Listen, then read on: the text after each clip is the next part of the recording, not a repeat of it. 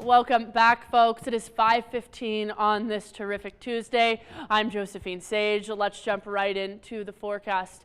As we take a look outside right now, you're actually going to see a little bit of some partly cloudy skies. We've got clouds rolling on in today to block a little bit of that sunshine. And if we take a look, we've got a wind advisory in Mesa County at least until 9 p.m. this evening, and not even just in Mesa County, some of those areas in Utah, down in Montrose as well. Feeling some strong wind speeds up to 55 miles an hour as a matter of fact, and that means that some of that snow runoff, or that river runoff, could be getting a little bit dirty throughout today as well. We're going to have dropping temperatures tomorrow after a warm day today, and maybe even some possible precipitation through the middle of the work week. Now, folks, we're very close to usually that last freeze date of April 22nd, just 4 days away, and it is looking like maybe towards the end of the work week we might get in that sub-freezing range, but hopefully it stays on that warm side of things. We'll take a look at this national radar and satellite because talking about that midweek precipitation, we'll take a look here. Right now we've got a high pressure system hanging out.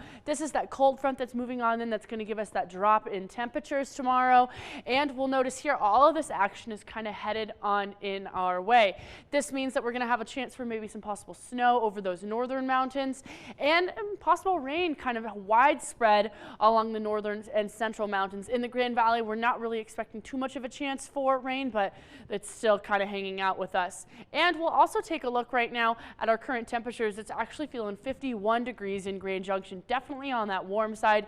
Moab's feeling 59, Montrose 53, and those areas further east just a few degrees cooler down in that 30-degree range. Gunnison is even in that sub-freezing range at 29. And our temperature change in the last 24 hours, folks, we've gained 11 degrees compared to what it was feeling yesterday. Montrose has gained 20 degrees, as a matter of fact. Those other areas just in those single digits. Tomorrow, though, we're going to be in those negatives. We're going to drop negative degrees because definitely tomorrow is going to be on that cooler side of things. Tonight, we're going to get down to 37 in Grand Junction and 35 in Montrose, so that's just what I'm talking about. Compared to that 51 right now, we're going to drop into that 30-degree range for the Grand Valley. Now, our almanac will show us that high today's 73 instead of our typical 66. That low end, we're looking at 47 instead of our typical 39. And folks, I was chatting about Keanu yesterday, but he's hanging out with us all week this week, this cute little pup. So 9 a.m. 55, noon 68, 3 p.m. feeling 73. So those peak temperatures are going to happen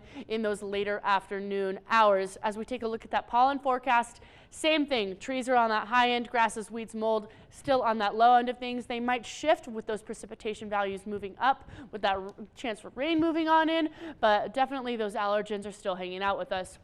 Now, our overall setup for today is going to show us that we've got those widespread showers still more focused along those northern mountains, but still a chance to kind of spread on out throughout as we get into the evening hours, moving a little bit more, and that snow is more focusing on that front range area. If we take a look at the extended forecast, we'll notice that drop in temperatures by about 10-15 degrees on Wednesday, Thursday, Friday, but a slow warm-up is expected throughout Saturday and Sunday to kind of set us up for a beautiful beginning to the work week.